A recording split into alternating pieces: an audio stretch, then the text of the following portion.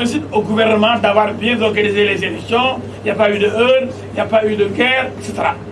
Mais une élection, ce n'est pas seulement le jour de l'élection. Une élection, ce n'est pas seulement le jour de l'organisation de l'élection. Et ils ont fait leur conférence pour donner notre résultat. Pour dire que tout s'est bien passé. Nous pouvons rentrer. Parce qu'ils sont corrompus, c'est des menteurs.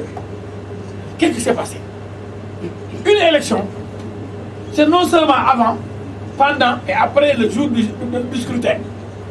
Ils oublient que tout peut se passer normalement et on peut détourner les suffrages des électeurs. On peut proclamer autre chose que ce qui existe réellement. Au lieu eux-mêmes de donner les résultats qu'ils ont vus, ils ne se prononcent pas sur les PV. Et ils ont fait le tour des bureaux de vote. On dit que contrairement à ce qui est proclamé, ce que nous avons entendu, c'est celui qui a gagné. Pour dire qu'en tout cas, on va attendre. Est-ce qu'on va voler ou pas?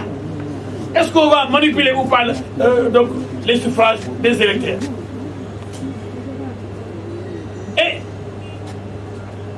ils donnent des résultats, ils disent que tout est bon. Alors que le vrai problème, c'est au niveau du recensement des votes et de la publication des résultats sincères. Eux, ils ont déjà dit tout s'est bien passé. Parce qu'ils sont corrompus. Et ils ont même condamné la déclaration de Selou. Parce que Selou a dit la vérité, eux, c'est des menteurs, c'est des voleurs, ils sont corrompus. Donc, dire que Selou ne devait pas parler, même au Sénégal, il y a quelques autres, c'est pourquoi il a parlé. Mais Selou, c'est l'expérience qu'il a obtenue.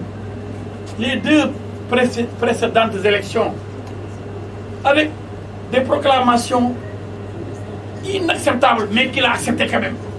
Tout le monde a dit, mais c'est vraiment lui, vraiment, il aime la paix, il trouve la paix, est-ce qu'il va prendre le pouvoir? Parce que vraiment, qui ne veut y aller bandit? L'autre là, il se présente comme un bandit en disant, je suis prêt à mourir et à faire mourir tout le monde, à tuer tout le monde. Allez, suivez-moi sur le terrain de l'irresponsabilité et de l'inconscience et même de l'insouciance. Voilà Alpha Condé, voilà un personnage diabolique. Mais on ne le laissera pas faire. Ah, maintenant en 2020,